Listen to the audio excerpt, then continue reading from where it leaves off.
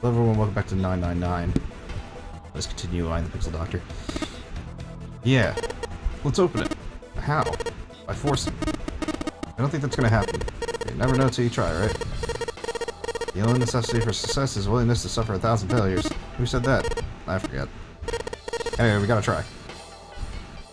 Junpei and Seven leapt up at the coffin. They grabbed hold of what purchase they could find and pulled. Damn it. See what I tell you. If you just pull it open, why would it have something like that? Seven pointed at a keypad on the side of the coffin. Right, so unless I put in the right passcode, it's not gonna open. Those hadn't stopped. In fact, as it continued, it only got louder and more forceful. What are they supposed to do? Junpei wondered. Is there some sort of clue somewhere?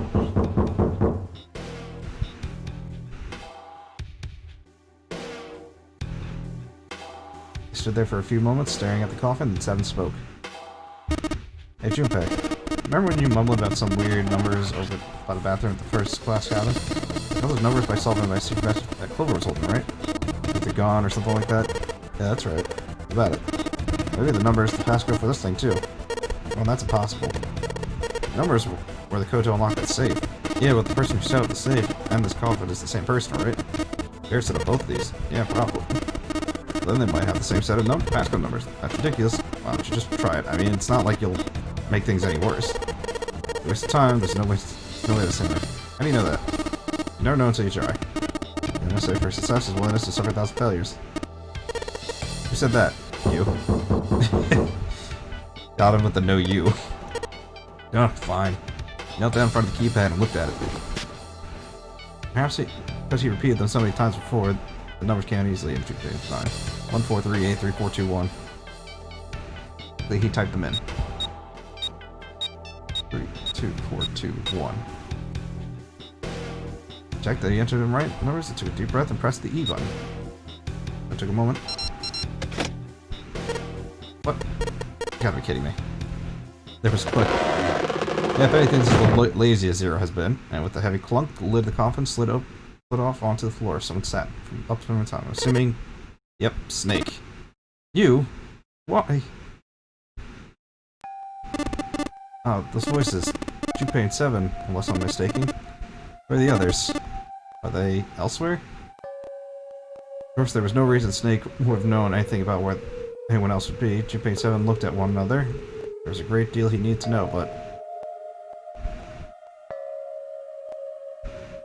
They had to tell him something, however, so they began to talk. Snake explained to him how he came to be locked in the coffin. Apparently he'd been hit with something, sort of knockout gas, and Junpei and Seven explained what happened to the rest of them. There was one thing, however, neither Seven nor Junpei could bring themselves to say, that Ace had killed Clover. They feared that Snake knew he might go and say. They decided as much by they looked at the coffin the moment Snake climbed out of the coffin. Snake explained frustratingly a little. Zero's true identity was a mystery, as was his intentions. Why did Zero put Gaiax in Snake's clothes? If Zero had left a note for them to say that None of Green had been played 9 years before, was there some connection? Junpei put the questions to Snake. His answers were less than illuminating. What are you talking about? I apologize, but I have no idea what you're saying. Even though Snake was perhaps not being entirely honest, but the knowledge that Junpei and Seven did Seven little good. No matter how many times they asked, he insisted he knew nothing. It was becoming clear that Snake wouldn't give in. Every second they spent asking him was a second wasted. Their time limit was fast approaching. Snake's release from the coffin had changed nothing. They still needed to follow Ace as quickly as possible. However, in silence, that the overpowering atmosphere of the chapel almost stifling. Junpei 7 and Snake would simply stood at the loss of what to do next. What do we do now? He glanced over at Snake's wrist. Sure enough, you could see the 2 on his bracelet on Snake's wrist. Three of us can't make a digital route 9. Yeah, we just get 5. We're stuck here then. Oh, I just remembered something. Seven Brad began patting his pockets as if he were checking to see if any of them had held anything. What? What is it? Found something earlier. What'd you find? This. Finally found the pocket he was open. I said, something pulled out something round and metal. Bracelet. There was no stake in the number glowing at them from the face of the cartoon eye. Zero. Zero's bracelet. What the hell? Are you saying that 7 has the number 0 bracelet? Yeah. Where did you get that? The expression was innocent enough, but if he'd learned the truth, he'd been able to see, he would have noticed 7 look away. Clover gave it to me. She did? Yeah. How'd she come by it? Well, she found it, see? On the other side of door 1, A deck, the captain's quarters. She asked me to hold on to it because it's too big and too bulky for her to be lugging around. I was lying, Junpei knew it. I actually looked at it yet. Didn't want to disturb the crime scene, you know? Basic stuff. Well, I did borrow one thing. Alright, Junpei. Been nice knowing you. What? Oh man, I'm just kidding. Still, just in case, I want to make sure the 0 bracelet gets picked up by the red. Snake, give me a hand, alright? Without waiting for a response, he started walking toward the door. For long, they found themselves in front of the larger of the 2 doors. 7 and Snake put their hands on the red. Once they had done that, 7 put the number 0 bracelet on the scanner as well. Red Astros appeared on the screen. Now they just need to pull the lever and the lever would... Error. Huh? There isn't an opening. Third Astros lit up, so it must have registered the 0 bracelet. Maybe it isn't actually 0. Huh? What? That bracelet may not actually produce the number 0 when scanned. That's what I'm saying. Why don't we try a few different combinations? Perhaps we can determine what number the bracelet actually contains. Junpei nodded. I'd use the following combination.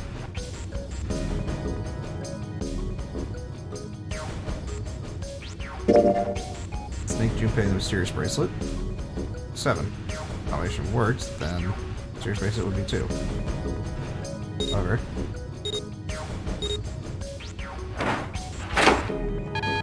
error.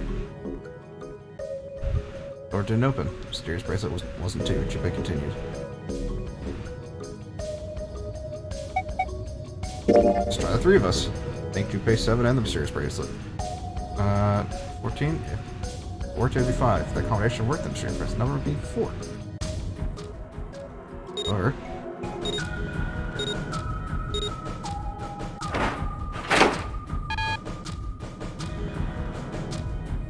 Door didn't open. Mysterious bracelet number wasn't 4.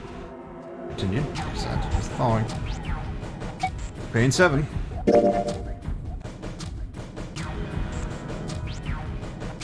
Combination worked, then the mysterious bracelet number would be 6.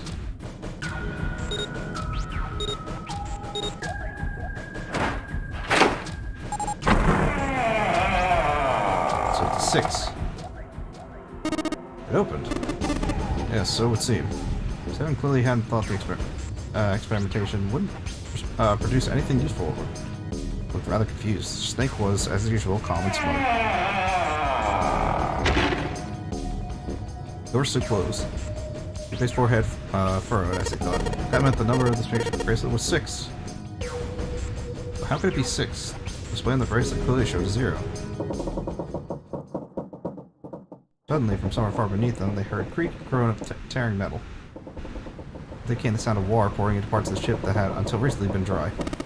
Oh man, that's not good. Guess our time's just about up, huh? At any rate, we know the door can be opened. Let's go. What? Snake, are you sure? Yeah, you know, that only Junpei and I can go through this way. You needn't worry. I have a solution to this problem, my last resort. But if now is not the time for the last resorts, then when? Last resort?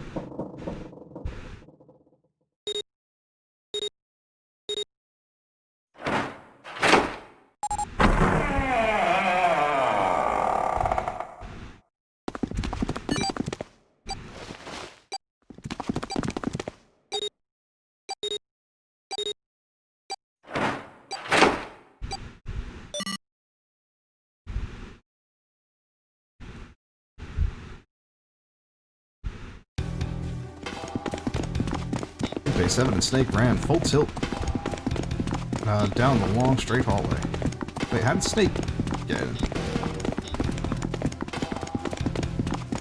They were headed for the stern of the ship, and they had no time for distractions as they ran. 7 spoke. Gotta admit, you really surprised me there, kid. I couldn't figure out how the hell you were gonna get out of that one. How come you didn't do that stuff right off the bat? As I told you, it was the last resort.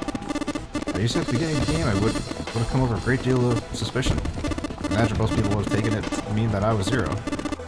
Once they convinced themselves of that, I wasn't optimistic of my chances of making it out of here alive, let alone unscathed. I thought it best to play my cards as close to my chest as it were. That way, if I were in a situation where there was nothing else I could do, I'd have a little trick up my sleeve. Just take my bracelet off.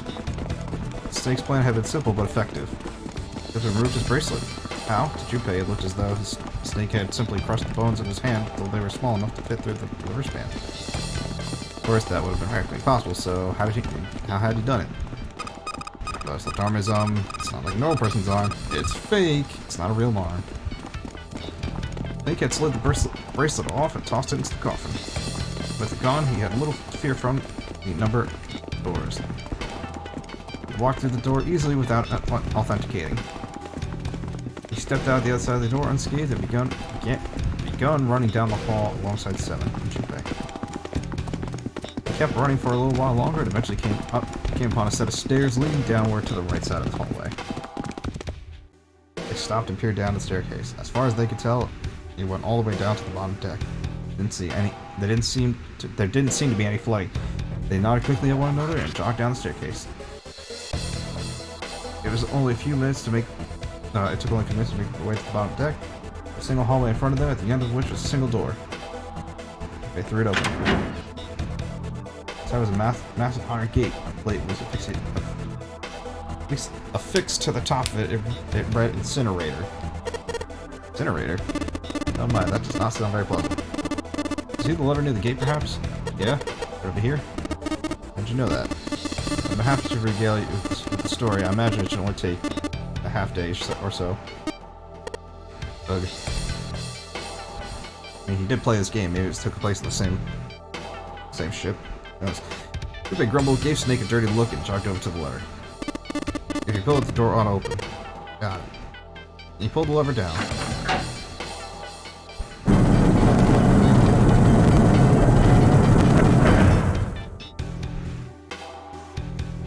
The rumble of an ancient motor, the door opened. There was no need to hold back, and no time to hesitate. They pushed their way inside. And in front of them were Ace and Lotus. Ace still had the revolver in his hand, and was pressed hard against Lotus's temple. A small dark bruise had begun to form near the tip. Even from several yards away, Junpei could see that Lotus was shaking. She was terrified. But perhaps more interesting was what Junpei saw behind them. 9. Another number 9 door. Why? Why was there another one? The door stopped Junpei in his tracks. It simply shouldn't have been there. As his brain finally began to consider why, the whine of the waxing klaxon filled the air, drowning out any thought. Warning! Warning! Current incineration has been acknowledged. Oh god. Automatic incineration will take place in 9 minutes. Please evacuate the incinerator immediately. Oh my, how exciting. We're quite a show here, Zero. Terrifying smile twisted Ace's face. What's the matter? Too frightened to understand? Here, let me explain. Except the incineration system is about to activate. In 9 minutes, this room will be engulfed in flame. Huh? Who are you? Don't recognize me? I'm hurt. It's me, Snake. Snake? Ah, yes, you're alive. I'm afraid your bizarre style had me confused. I'm quite glad to see you're alive. His voice didn't change. Snake ground his teeth. Don't mind me asking, how did you get here? Snake, Junpei 7. Maybe you couldn't have opened the door with 9. Did you use Clover's bracelet, perhaps? What? Ah, well, your reaction suggests that you did not. Hold on. Why did you think we'd have Clover's bracelet? Junpei felt his chest tighten. Oh, they haven't told you? Told me what? Clearly not.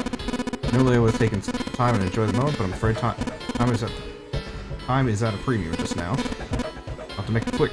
Clover, don't you do it. Goddamn mouth shut, Clover. I said stop it. Don't listen to him, Snake. Junpei could feel his voice growing hoarse, but Snake didn't listen to him. What happened to Clover?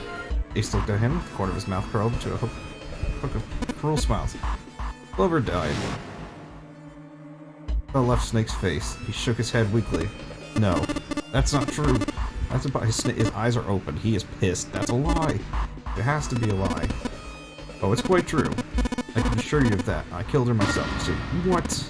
Oh no. Sorry, did I stutter? I killed her. Snake's face twisted into a mask of rage, molten red rising to dot his pale skin. His entire body shook. He looked at Junpei disturbingly like a demon.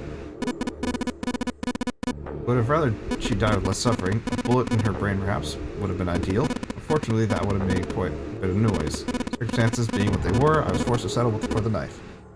One the knife man had, you remember? I believe I caught her just below the shoulder blade. I was rather lucky, in fact. My first thrust went right through her ribs. Her flesh was soft. The knife slid in so easily, there was no resistance. The feeling was, I confess, I'd rather feel excited. It is a powerful memory. Someday, perhaps, I hope I can feel it again. Oh no. Incineration will begin in 7 minutes. I'm going to kill you. Oh no. Snake's words with a guttural growl, barely audible. Sorry, what? I'm going to kill you. Ah, you're going to kill me. Please do. Come now, I'm waiting. Don't do it. Don't listen to him, Snake. Stop it, kid. Bring with your head. Is there a problem? What are you waiting for, boy? Don't you want to don't you want me to send you to join your sister? Don't, Snake. Don't do it. It's just like a movie. Just the longer you watch a movie, don't do it. Don't you do it. Snake could no longer hear them. Snake could no longer hear anything. Oh my god, he turned into a vampire. Snake moved like a bolt of lightning. His scream echoed through the incineration chamber full of rage and despair. Snake! Snake!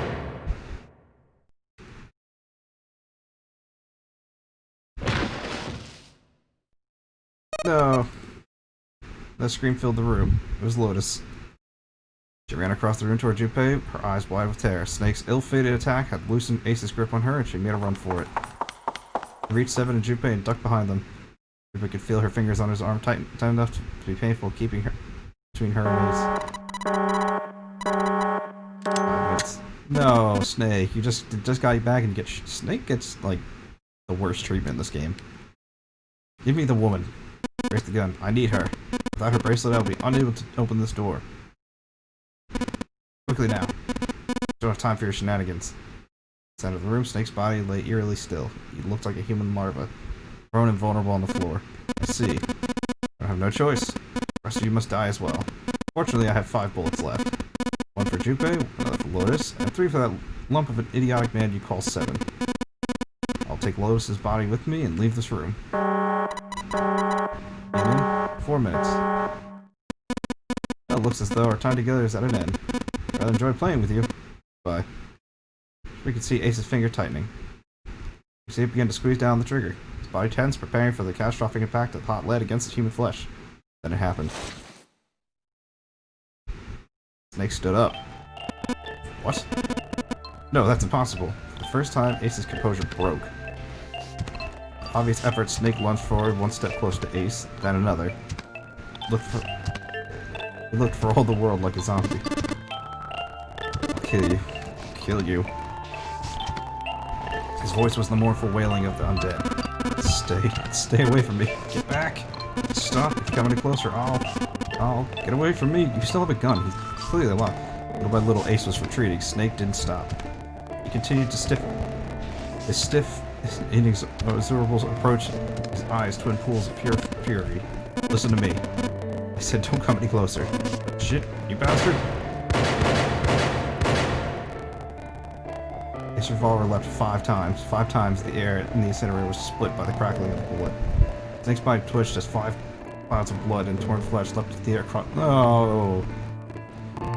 A fine pink mist drifted from his body and disappeared. Snake made a strange sort of choking cough. And then his strength was gone, his legs crumbled, and his broken and battered body slid to the floor. Incineration would begin in 3 minutes. Snake wasn't done. Even as the pool of blood beneath him grew, he began to move. He half crawled, half slid towards Ace. His arm wrapped itself around Ace's leg, and the other gripped his thighs with strength that should have been long gone. You son of a bitch. You're a monster. Get off me! Let me get... Snake's about to, like, have the two of them burn together. He kicked at Snake's free leg, driving his foot into Snake's arm, his shoulder. It made no difference. Snake refused to release him. Once a snake has ensnared its prey, Riley doesn't release it. This is it, Ace. We're going to burn to death together. What? The race will begin in 2 minutes. Damn it! Damn you! Get off! Let me go, you monster! Okay, look. Think about it this way. The company owns a wonderful hospital that has excellent doctors. You're not wounded too seriously. I'm sure they can fix you up easily. You don't have to die. You'll be saved. Just let me go. Pathetic. Beg you for your life. Then Seven and Lotus began to speak. Junpei could hear the tears in their voices and their words were strained. Snake, that's enough. You can stop now. He's right, Snake. You've done enough. Come on, Snake, let's go. Let's get out of here. You have to come with us. You have to leave together. Snake turned toward them. He coughed and blood splattered across the floor, and then smiled in a sad sort of smile. I apologize, but I'm afraid I can't do that. You best forget about me. You need to leave soon. I'm going to take him with me. Shut up! Be quiet! I couldn't save Clover. My sister died because of me. Perhaps this will begin to atone for that. Perhaps in the afterlife she can forgive me. Now go! Go now! You have to go. No, Snake! Incineration will begin in 1 minute. God damn it, shit, we're out of time. We have to go. Seven ran towards the door. Lotus followed him. Junpei couldn't move. There were white lines down Snake's cheeks, and his tears had washed the blood away. He was broken, body and soul, and Junpei felt as though half of his own heart had been torn out. His eyes stung, and he tried desperately to swallow it, clear up the lump in his throat. Junpei, what are you doing? We have to get out of here. Now. Junpei's chest tightened, pulled taut by a hanger of misery and cold feeling of emptiness. Pure emotion surged through his heart alongside the torrent of blood. He could feel it building, a tremendous wave growing taller and taller and taller. And then it broke, crashing down with thunderous force onto his shaken, unprepared mind. Snake! Snake! Junpei's rational mind was gone. He was driven by instinct now, and launched himself across the floor at Snake and Ace, where he tried to. Wait! Don't be an idiot, Junpei. He felt a hand grab him from behind. It was Seven. Before he had time to react, the large man had pinned Junpei's arm to his side, unhauling him bodily back toward the door. No! No! I have to help Snake! Snake! Snake! Get off of me! Let me go! Incineration will begin. 10 seconds. 7. 6. Damn it, I don't have a choice, kid. Don't blame me for this, alright? 4. 3. 2.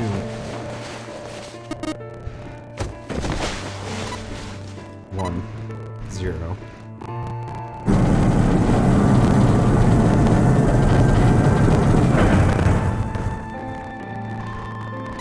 Gates 2 and 3 are locked down, beginning incineration. They felt Seven's fist buried deep in his stomach, and then his legs turned to mush. Seven scooped him up in the same motion and leapt through the door. It slammed shut behind them. Junpei struggled to shaky feet. Glanced over to see Lotus only a short distance away. Junpei ran to the door. There was a small window cut into it. Inside he could see Ace and Snake. Shit! Damn you all! Why? Why me? I don't deserve this! Answer me! Answer me, Zero! Why? Zero!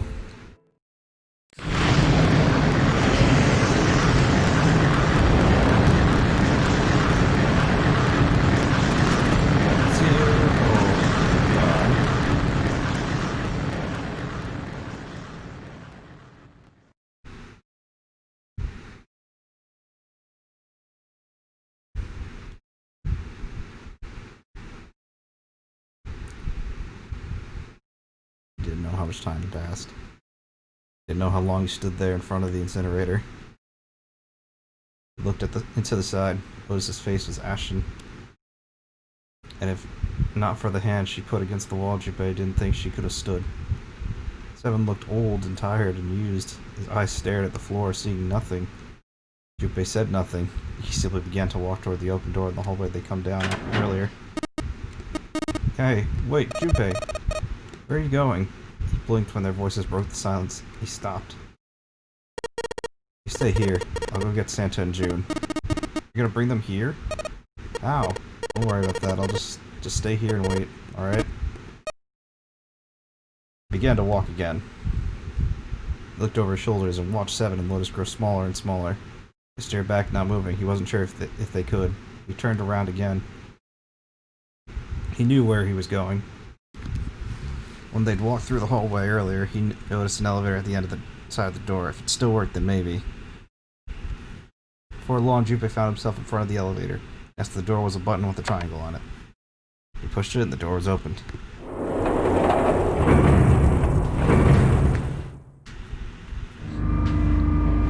Snake was not zero.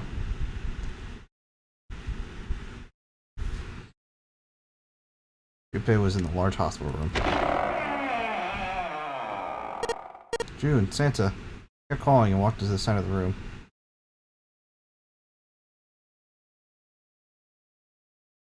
Try as he might, he couldn't find them. Ugh, damn it. Where'd they go? Increasingly frustrated, increasingly worried, Junpei left the large hospital room. He had no choice. He would have to look for them.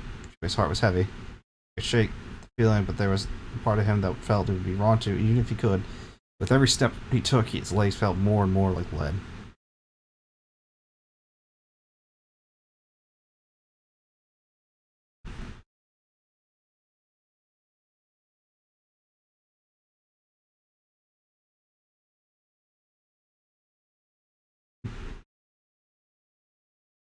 Compared to how fast the rest of this game, this last hour is going pretty long.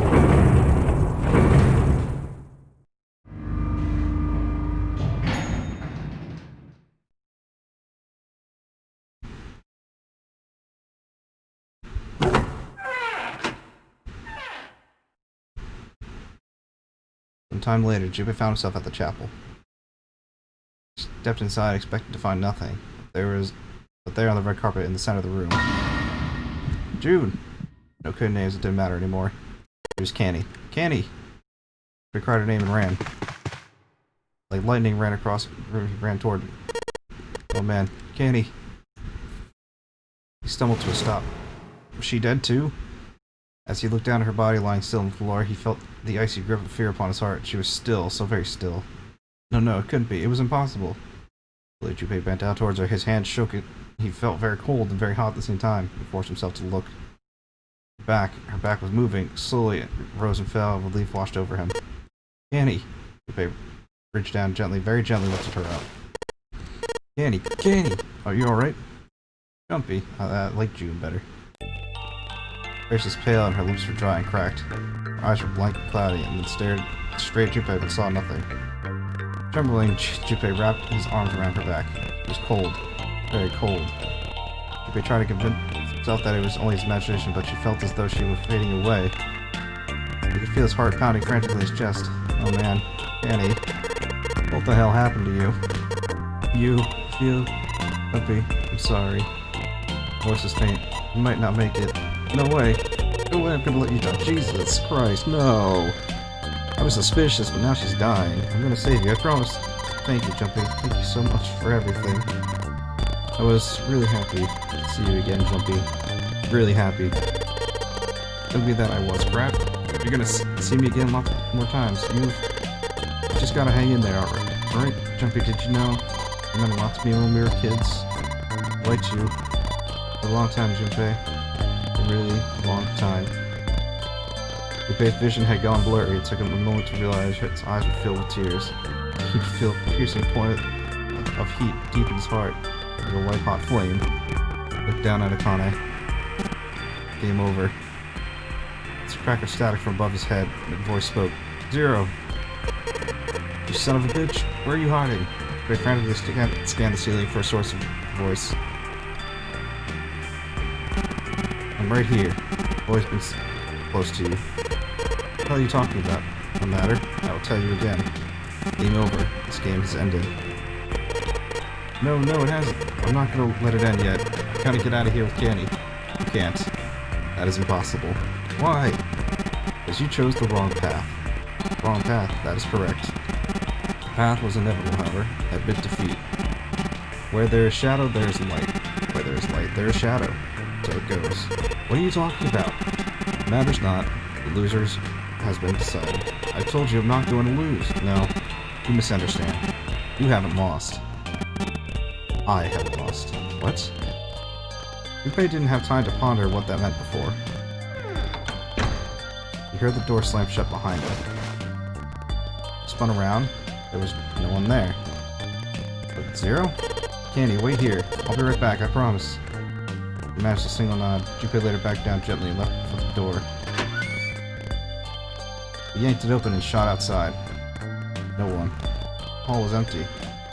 There's nothing moving anywhere. Damn it! I didn't want to leave Candy alone any longer, so Junpei turned around and headed back to the chapel. Candy? What the fuck? She wasn't there.